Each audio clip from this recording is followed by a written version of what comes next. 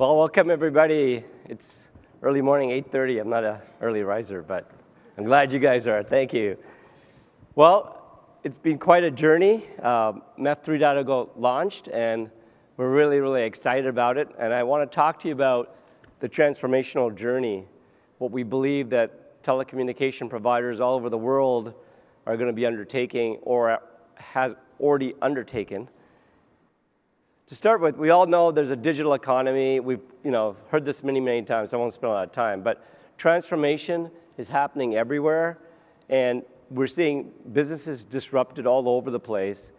And with this, obviously, we need to make sure that we have the right infrastructure in place to service this new digital economy that's emerging, has emerged, and continues to emerge. You see disruptions everywhere in every kind of business model you can imagine. Uber.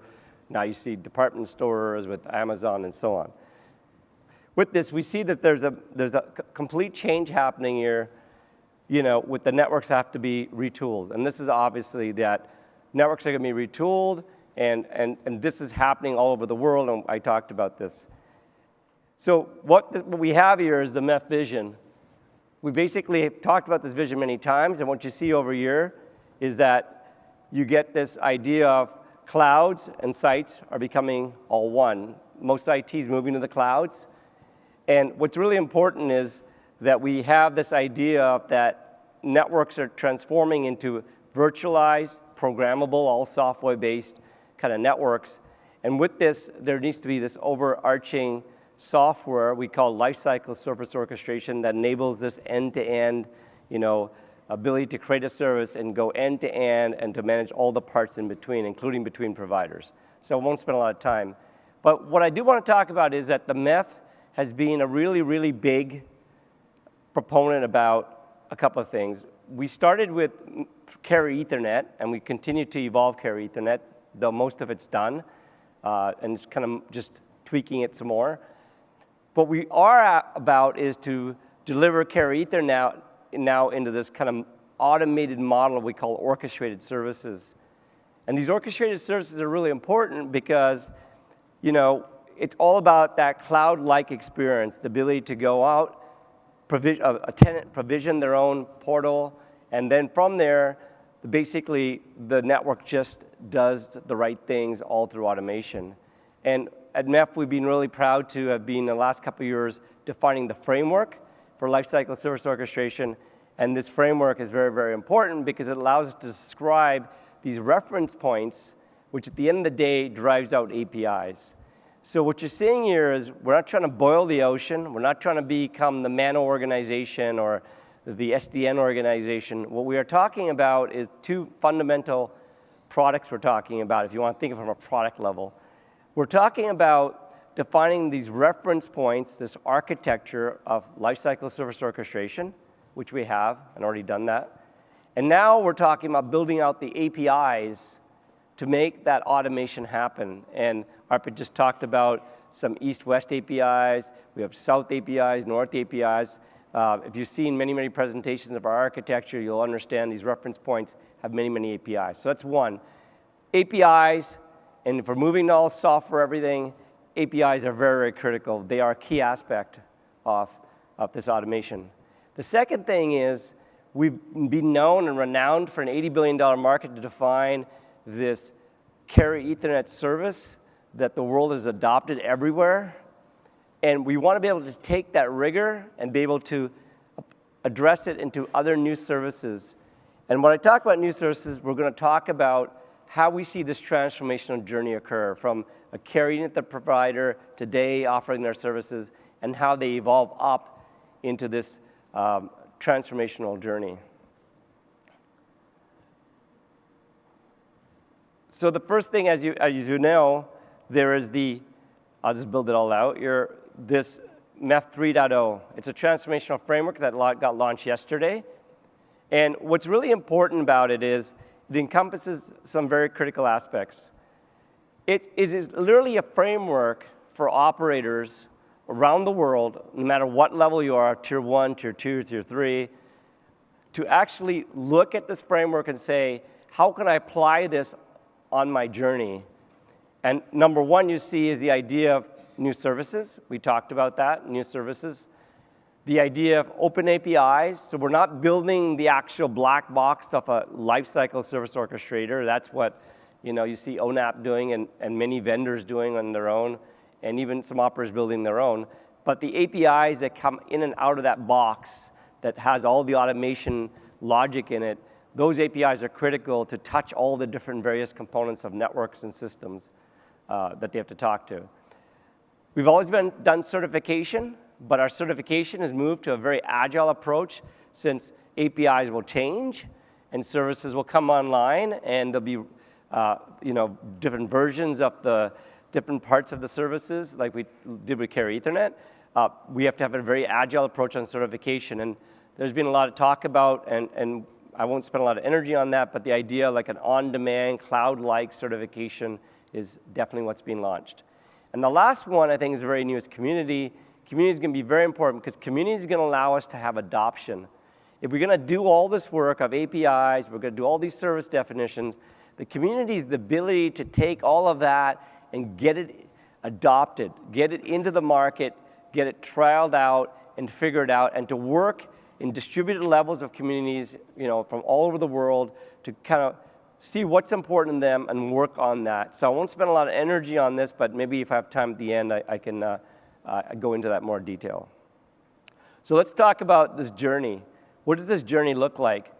Today, what we have is we have a Carrier Ethernet, network that is mainly made of, we have a static service network. That's what we have. And most of the providers I talked to, and I went around, toured various parts of the world and talked to many operators. And what you find is that most of them are still on the journey of, let's just do connectivity services. And most of it is basically taking their network footprint, connecting to their customer sites on the access side, connecting them to clouds, and allowing them to also have colo in their data centers, and allowing them to put their IT in there also. And the services mainly today are IP, Carrier Ethernet, and MPLS optical.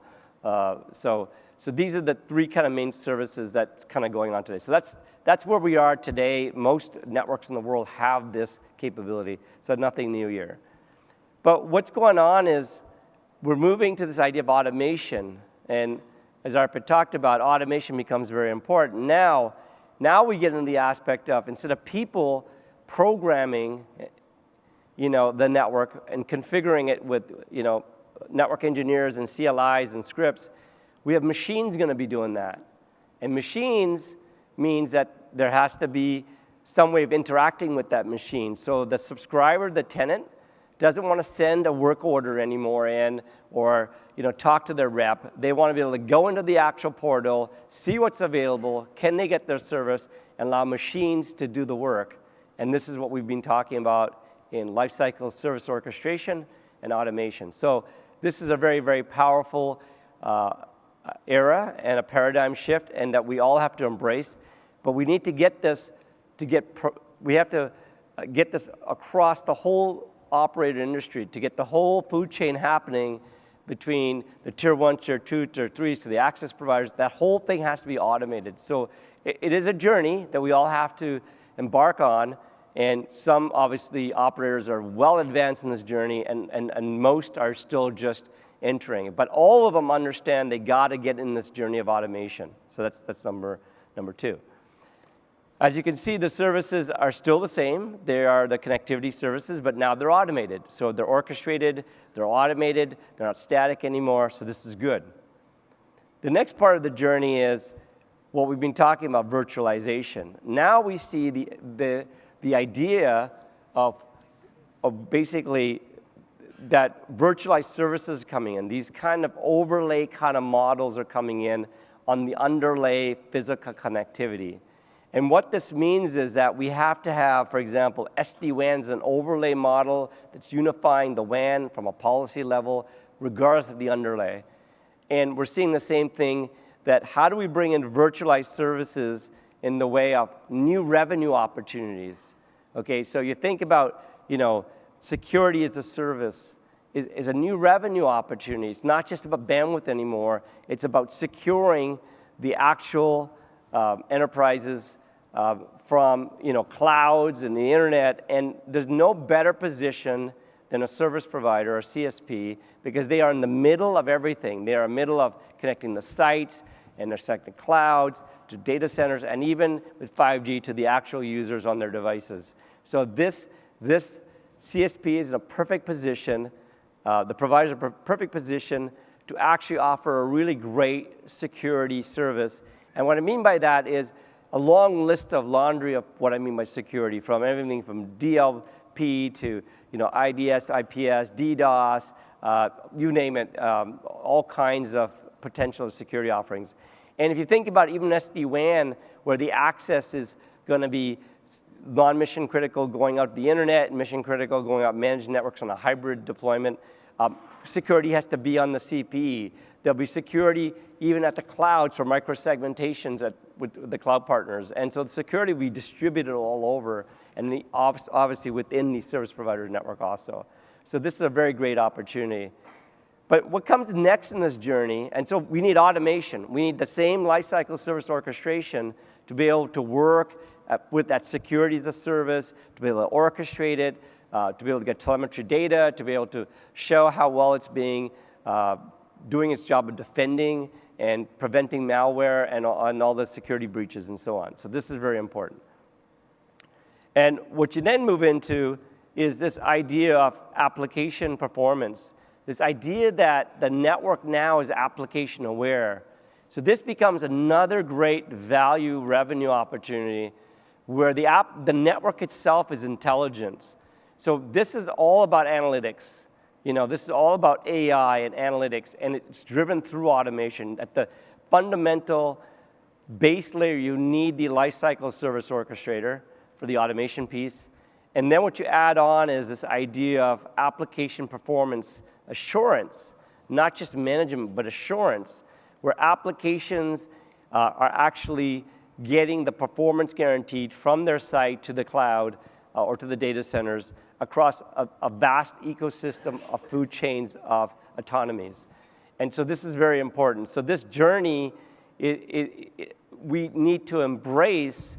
We need to get it to all the operators worldwide, regardless of what level, tier 1, tier 2, tier 3, because at the end of the day, if a connection is going between one site and has to go between multiple operators and hit an access provider in another off-net area, the customer doesn't want to know, or the subscriber 10 doesn't want to know that, hey, all the details, it's going to take me 6 months because that last part of the ecosystem or the food chain didn't automate, or doesn't have the ability to give me the application visibility. So this is the journey, and it's not going to happen overnight. We all know this. It is a stepping stone journey. Carrier Ethernet took, I think, 15 years to become, or 13, 15 years to become absolutely mainstream and ubiquitous. I don't think it'll take 10 years or 15 years to get to this, but certainly it will take a period of time. And I encourage all of you in this room and all the members and all the participants in this industry to be part of this journey.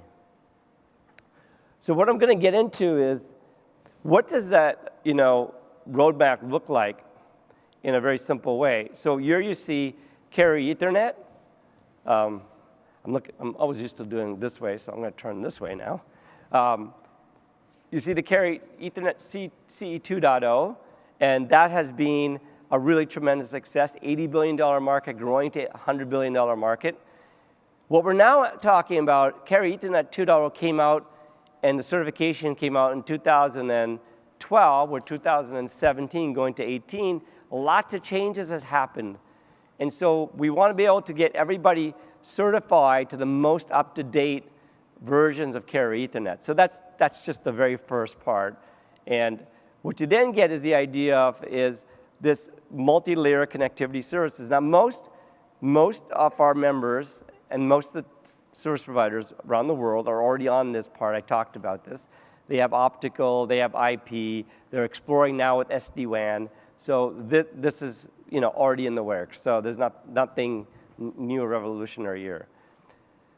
What we have to get to now is this automation I talked about. So I'm piecing it all together. And this is all about the APIs and those automated lifecycle service orchestration systems. And then finally, we got to get to the virtualized services, what I talked about, and this is security as a service, all 4 to 7 bump in the wire services, WAN optimizations, you name it, all kinds of potentials in VNFs. And then finally, I talked about the self-organizing, application-aware network. So this is the full, what we think of in the MEF 3.0, we think of this as the transformational journey for MEF 3.0. So what I'm going to now spend the next 9 minutes on is basically, let's get here, the strategic initiatives that we're undertaking inside the MEF. And I want you to leave with one thing, that the MEF is no more along about being a standard, stodgy SDO kind of organization. We are a very agile organization. I stood on the stage last year saying that we're moving to agile. I said that we'll deliver APIs within 6 to 9 months, and we did that. We released Sonata. We released Presto from the reference points, a bunch of APIs. You're seeing them in the shows now. And that happened in 9 months, and then a year later, you're seeing actual implementations in prototypes and POCs and so on. So what I'd like to now talk about is this initiative. What are we doing to enable what I just described, and how are we doing this?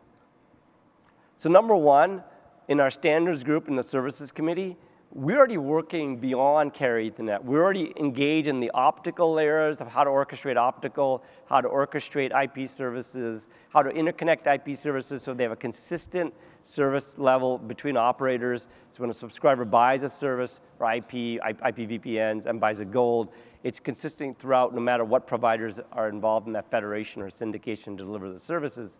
So that's well underway. Work's coming out next year, so we're very excited about this. We do need to get to start describing these new revenue opportunities, these security as a service, our 4.7 service, application services. We've already undertaken SD-WAN, and that's launched about, I think, 4 months ago, and we've gotten some great traction in this. Lots of great work happening here, white papers. We're now defining a service definition, how application performance need to be measured and guaranteed. So a lot of great work. I encourage you to participate in that if you can, if you're an SD-WAN or you're interested in SD-WAN. But SD-WAN is actually the bridge. If you think about it, it is the bridge, and I'll talk about it in the slides. It's the bridge between connectivity services and all of these virtualized bump-in-the-wire services. Because if you think about what SD-WAN is today, it's moving away from just all about connectivity and value. It's moving to how to ensure applications. And now you're seeing most SD-WAN vendors bolt on security as part of that. So this is actually happening, what I just described. So the next part we have to do as an organization, we have to get more APIs. We've done the Sonata. We're adding in more of the use cases, like quoting, like inventory, and so on. We have to get to interlude so that after we've got all that, you can check a price, you can check to see what kind of service available, address, and so on. We want to be able to order it. And now we need to have the systems actually orchestrated and not have people do that and actually turn up the service, test the service, and all that. So this is where we need to move to. We need to also get up to the BSS layer. We're working now with ONAP on this area, how to deliver between the business layer to the actual, what we call the service orchestration functionality, the heart, the OSS, kind of the modern OSS layer, and we have to do that well. And then finally, Presto, we've already delivered on it. We have to add more use cases to SD-WAN, to orchestrate SD-WAN, 5G. What we've shown so far is how to do carrier Ethernet over a packet network, and we've done that in our first release. We need to move on and do others. I think there's a really great opportunity in our community as we bring on Enterprise Advisories Council to advise us. They are also looking at automation. They want to bring the same ideas that happen in the operator world into the actual, their own world of the enterprise, because they are a mini operator. They have thousands of branches, hundreds of data centers. They are like an operator, a small operator, and they're interested in that. And they want to consume APIs. They're not necessarily interested in just portals. They're going to have their own automation system, their own kind of this cloud-like agility inside their enterprises, and they want APIs between their environment and their operators. The other part, I think, I don't know if Arpit touched about this, but we got to get to federation. Federation is very important because we are a model-driven approach. We start with high-level abstractions of information models, and we're all going to own parts of the models, but we have to agree on the modeling approach so that we all approach this modeling effort from a standard way that we all agree upon of how you do object modeling and the modeling approach. So I'm not getting the technical jargons of this, but we are already underway to create this consortium to actually agree upon this, and so hopefully we'll get to some agreement very fast. The other thing we're talking about is, because we're using model-driven approaches, we have to have tool chaining. You specify a model, you've done the model, you hit the button, out comes the API, and you get client and server stub code. And I'm not going to go through it, but you can look at this. And we've actually delivered this in our SDKs that we released them last month. We used some of this, but we had to piecemeal parts of these different tools to make the tool chain happen. We want to build an IDE, an integrated development environment, to actually enable this tool chaining, and it's all canned, easy to use, and so this will be a very big thing for us next year. The other one is SD-WAN. I talked about a lot of it. This is about a managed SD-WAN offering, and so this is very critical. It's about market awareness. It's about getting to services so we can get certification. We want to get to certification just because we do great certification. We want to make sure we can also manage SD-WAN services. Okay, and applications and security as a service, like I talked about, will be part of that SD-WAN offering because naturally SD-WAN will be able to provide that overlay ideas and then extend that into the networks where the security as a service and application service VNFs are running. The other one I want to talk about that's really big is the thousands and thousands of access providers that have not automated. If we don't get them to be in the automation game, then no matter what we do with the tier 1 providers and no matter what we do to automate between all of us in the tier 1 side, if they can't get to that last mile and get that thing automated in a fast, cloud-like, agile speed, then no matter what happens, it's still going to take 3 to 6 months to turn up that loop. And to get pricing, the salespeople will have to, get all kinds of spreadsheets and emails to figure out, and that doesn't scale in a modern world for a digital economy. So this is a very important aspect. We got to get these thousands of providers who are downstream that need to get in the boat with us, and we need to find out, program how to do this. So we're going to work on this next year, and you'll probably hear more about this. It is a hard nut to crack, and we got to figure this out. Finally, overlay networks. We're finding that there's a lot of investments with a lot of PNFs, physical network functions, whether it be optical, whether it be packet networks, you name it, they've all been invested. The idea that I'm going to have to rip and replace anything out to then put back, this modernized network is not really what's going to happen. What we're seeing happen is SD-WAN has showed the idea of overlays on top of a physical underlay access network of broadband loops and cable loops and fiber loops and so on, and yet they unified the WAN through a set of policies through an overlay model. Well, what we're seeing is the idea is why can't that same technique be applied across the actual network, the backbone network, the data centers, overlays as an overlay model can then insert all these application security, L4 to 7 virtualized services, and also connect to clouds where they're in the VM, there are the actual edge points that terminates the overlay tunnels and so on. So this is a very important area. In our last face-to-face, there was a couple of presentations of providers that are already gone in this idea of an overlay model, and I think this is a very powerful area. The other one I talked about, security as a service. I won't spend a lot of time because I'm already running out of time. Very powerful for revenue opportunity. when we talk to the enterprise, their top of their mind was security. They definitely need to get better security, and they're looking to their partners, service providers, the best partner they have, to actually help them secure their environments from the clouds, from the internet, and from even sites and their own users through microsegmentation. And then finally, AI analytics. Analytics is a very powerful aspect into the area of application awareness. And what you'll see here is we are working in projects where you have telemetry data feeding into data lakes, and we're working with Panda in this example. And then you have the idea of application awareness also feeding the data lakes. And then you have events from whether it be the LSO, the network, or the application events, like I'm having a problem, or service OM is detecting that the service is not running right, or a queue is overflowed in the network. And then an AI application will look through the millions and millions of data, unstructured data, to figure out what is the root cause, and in fact try to fix it would be the ideal world. So we have a number of projects in our MEF development community working on this, and even some reference implementations. This application-aware services is very powerful because it allows us to say, how do I detect applications? Can applications communicate through APIs to the LSO directly? This is the ultimate goal. And we have some very few examples. Google Espresso talks about this. Microsoft, I was pioneering these ideas of Microsoft for Skype for Business.